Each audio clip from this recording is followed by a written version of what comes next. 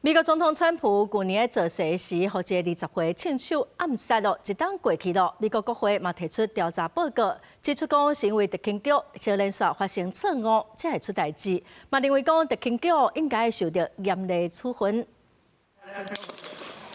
去年7月13日，迄当时是美国共和党总统候选人的川普伫宾州选举造势时，遭到一名枪手开枪刺杀，枪支飞过伊的耳孔，除了川普之外，现场还阁有一位民众遭枪击，另外2个人受伤。20岁枪手也当场遭到特勤局狙击手弹死。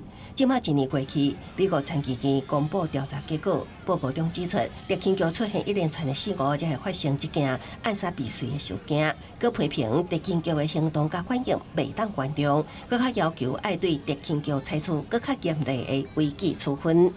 At President Biden's direction, an independent review of the incident will be conducted, one that will examine the Secret Services and other law enforcement actions before, during, and after the shooting. I'm very upset.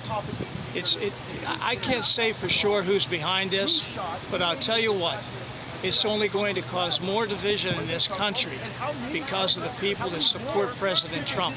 另外，报告中也指出，这并不是单一的错误，而是官僚体系的冷淡，欠明确的应变机制。因为国际安全防护的帮忙，才会让这件原本会当避免的事件发生。更较让人感觉想无的是，特勤局竟然无对这样明确的威胁采取行动。报告中也提到，规个事件应该有2名官员受到处分，不过其中2个人所受到的处罚，竟然比国土安全甲政府司法委员会所建议的也较轻，而且无人互开除。现任特勤局长关兰是伫声明中表示，伊已经接到这份调查报告，并且会继续配合调查，推动实质性的改革措施。公司新闻新罗贝编译。